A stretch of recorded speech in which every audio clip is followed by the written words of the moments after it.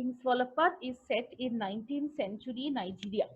Nigeria is an African country, and we also see that some of the most important African writers that we are familiar with are from Nigeria. Chinua Achebe is, of course, the foremost of them. But right now, if you think about African writers writing in English, you cannot not think about Chimamanda Adichie. So Chimamanda Adichie is also an African writer, and you have bunch of other Bull Soyinka and other bunch of other African writers who are from Nigeria.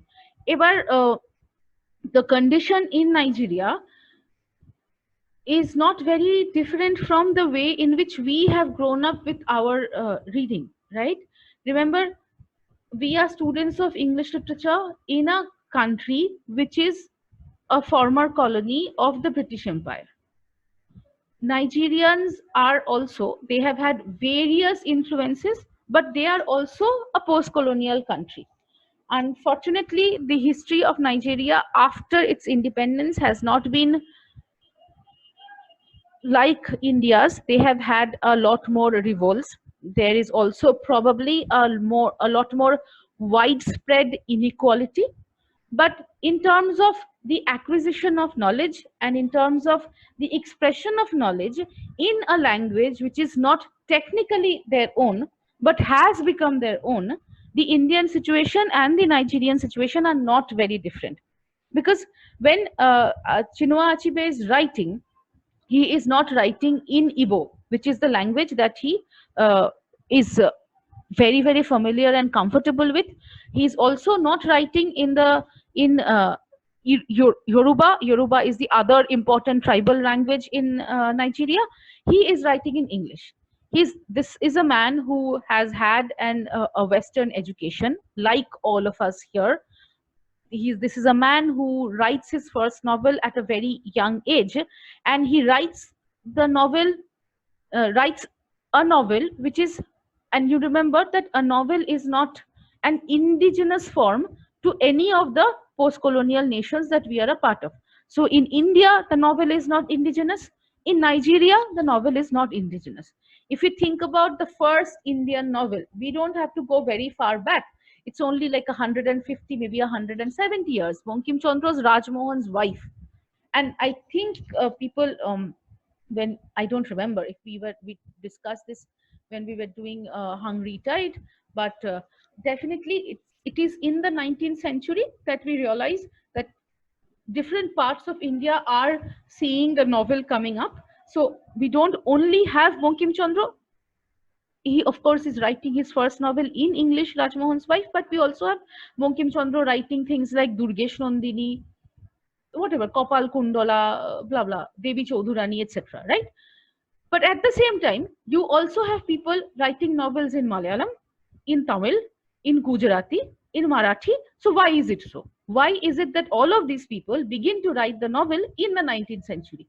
Why is it that they don't write the novel in the 18th century? Why is it that they don't begin to write it in the 20th century? The reason, of course, is Western education and a certain understanding of Enlightenment rationality. If you go back to the history of the novel of the 18th century, we see late 17th century, Afra Ben is writing Orunoko. Early 18th century, we have the four men who are considered to be the ones who are putting the novel out for us to consume. That is Samuel Richardson, Stern, Fielding, Smollett.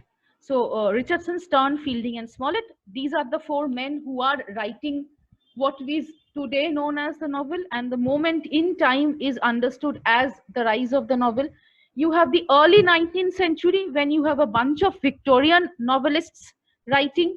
Who are these Victorian novelists? If you have studied in Calcutta University, most of you.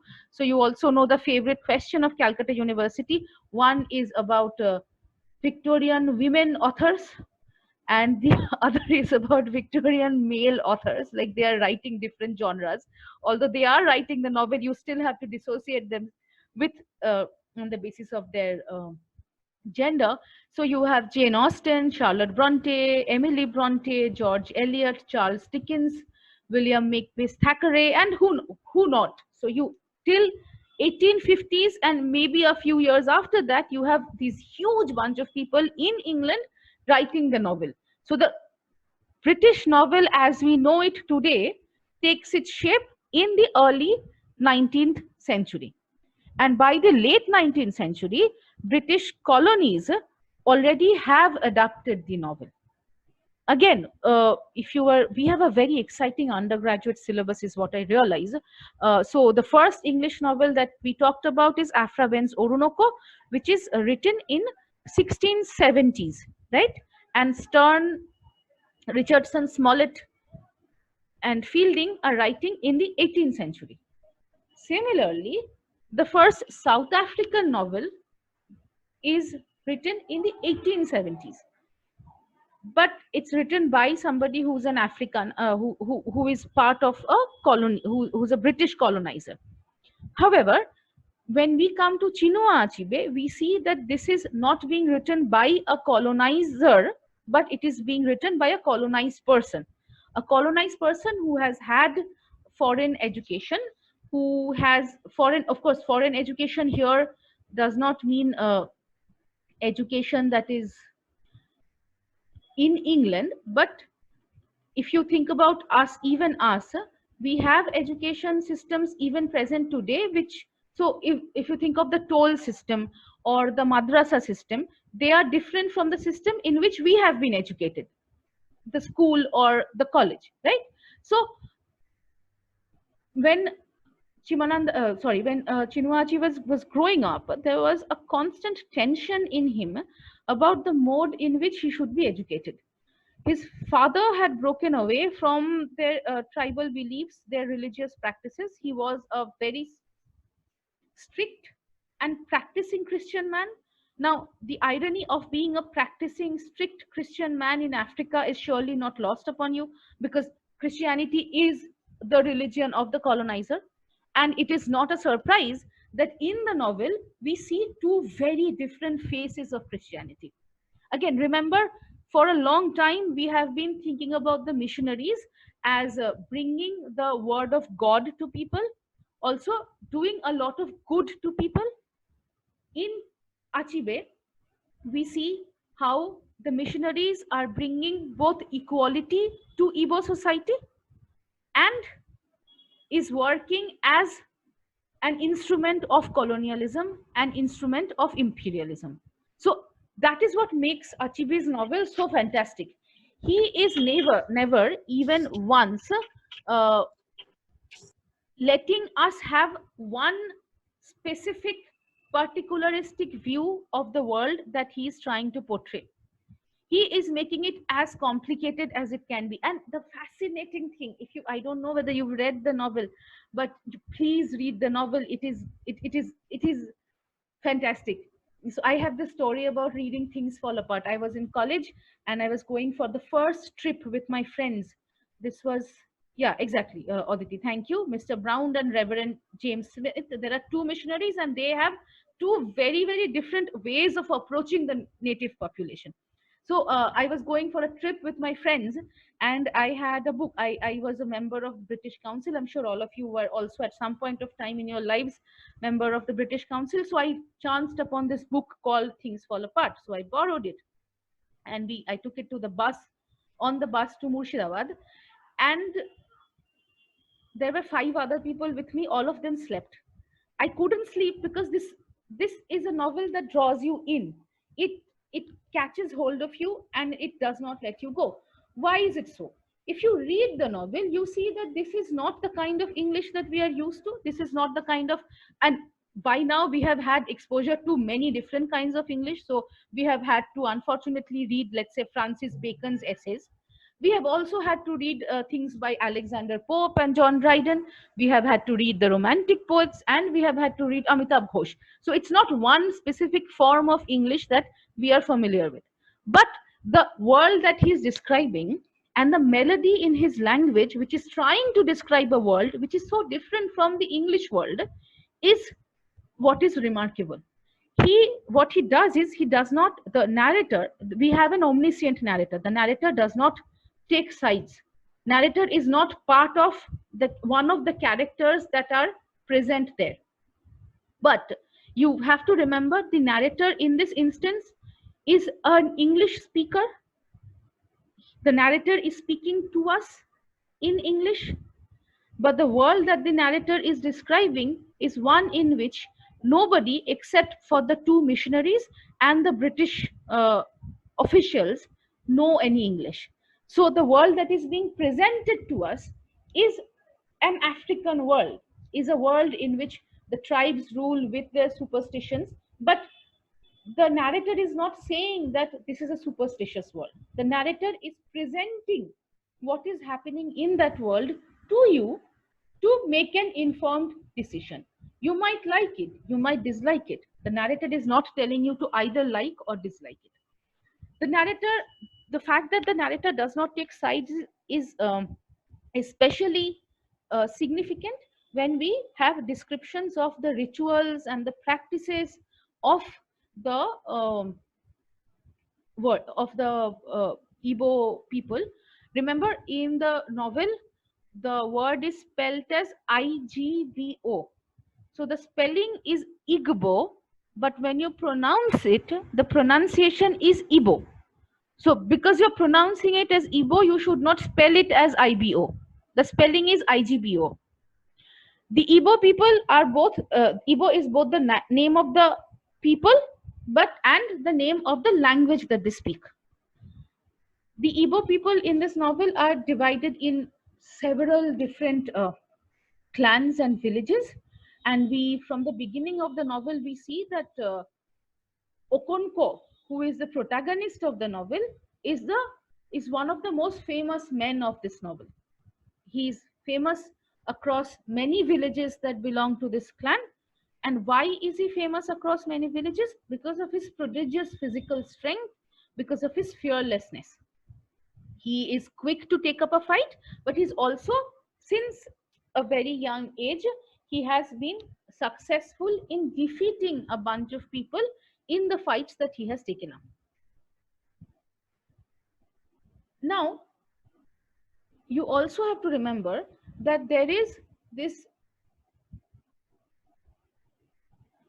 what should I say? There is this tendency in colonial literature.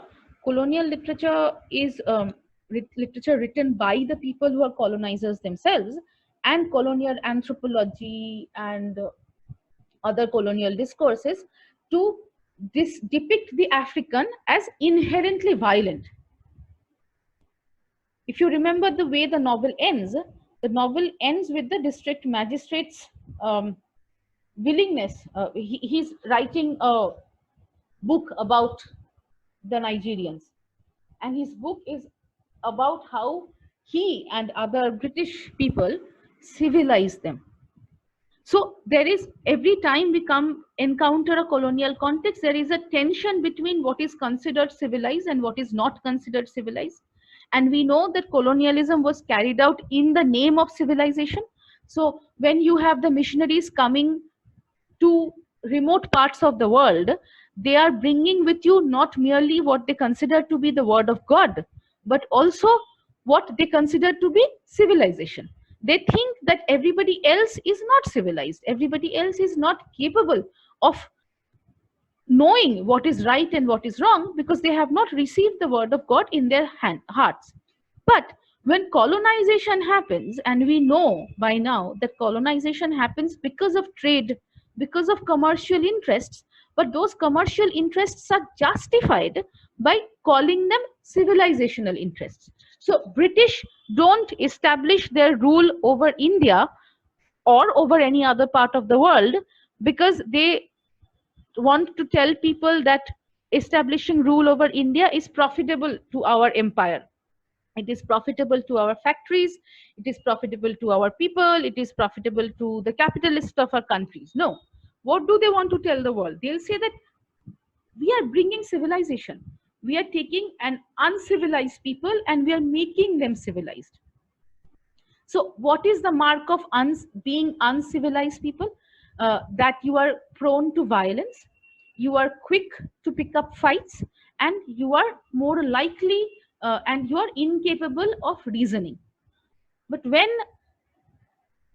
Chinua Achebe draws the picture of the Igbo society, he is very careful to show how, for almost that, like any other society, the Igbo society also has positives and negatives, right?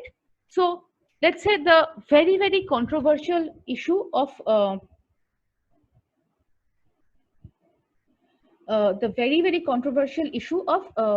beating one's wife. So in the Igbo society, it is allowed to beat one's wife, but you are not allowed to beat one's wife during the weeks of mourning or during the weeks of cultivation. So for things that are we consider to be uncivilized, there are also certain redressals, certain ways of balancing. Again, one of the most horrible things that we encounter in the novel is the abandoning of twins. So if somebody gives birth to twins, those twins are abandoned in the haunted forest and let to die because the twins are believed to be evil spirits. There is also a caste system that is present in Igbo society. All of these are what we traditionally consider to be primitive, to be uncivilized, to be things that we don't want to be a part of. But, and we also see how the missionaries help many of the marginal people in these Igbo societies to gain some sort of respect, to gain some sort of value, to get a sort of self-worth, and to also get community. But at the same time, we also see how there are certain very, what should we say, certain practices in the Igbo society which are far better than the way that the missionaries or the colonial masters behave. For example,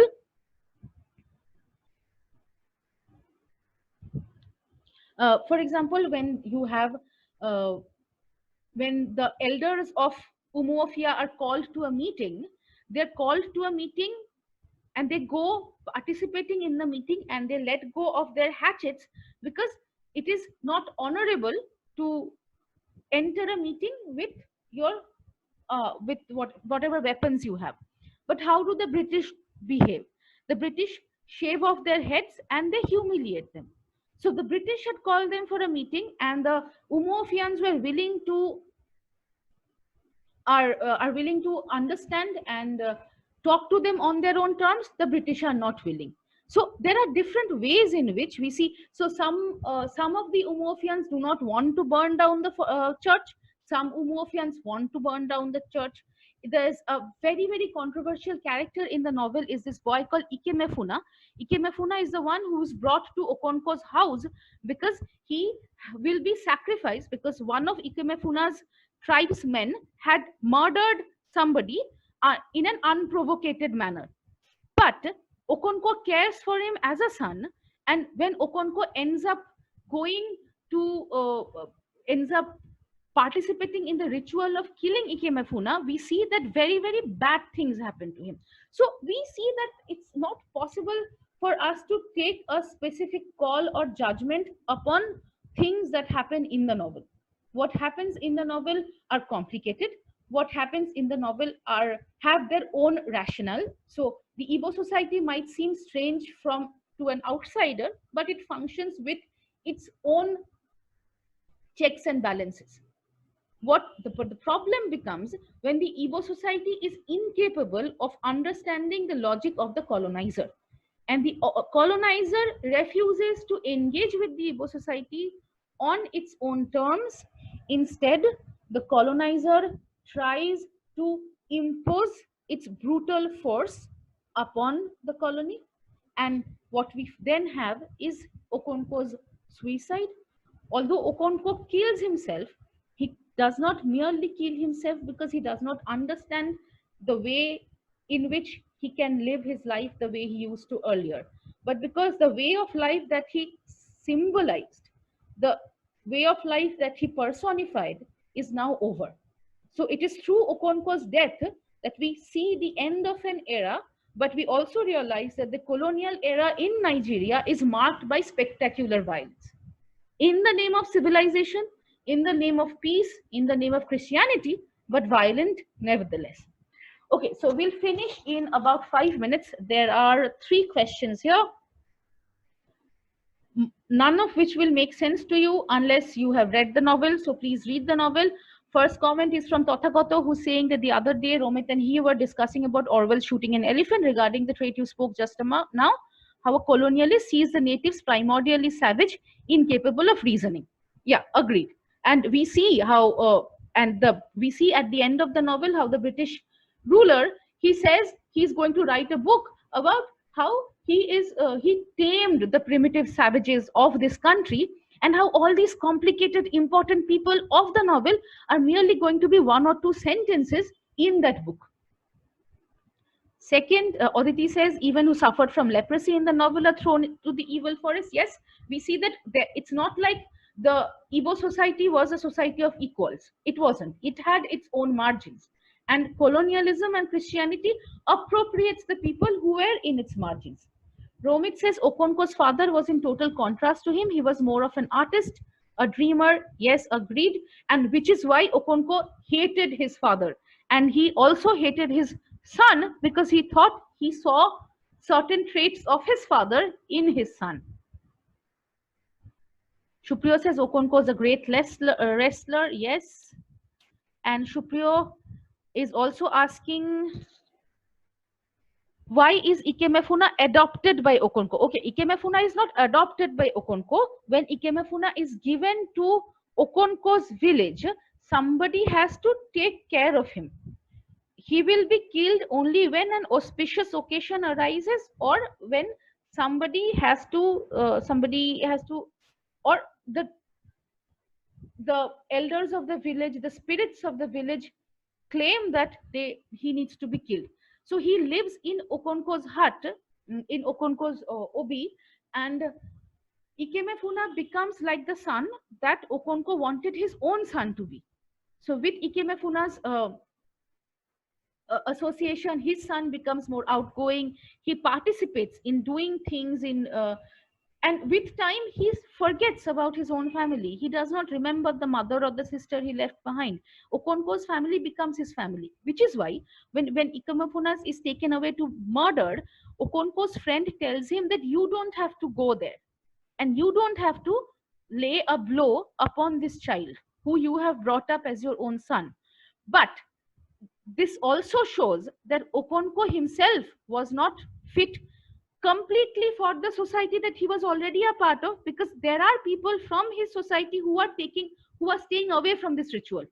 Okonko, in order to prove whatever, that he is a great wrestler, he's a brave warrior, he goes and he actually hits Ikemefuna, who was like a son to him. So there are conflicts in that society as well, and the novel brings that out. Yeah, okay, that the western part of the world has already thought that the eastern part of the world is illogical is very much evident here. Thank you, Real Me Narzo, but you have to next time come in with your name.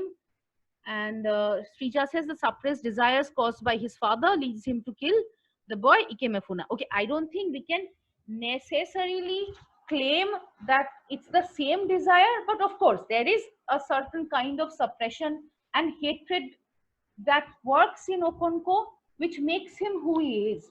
If he were not this man, he would not have murdered Ikemefuna. Okay, so we will end here.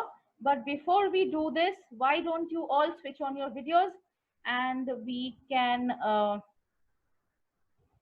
have a screenshot, and you can all see each other.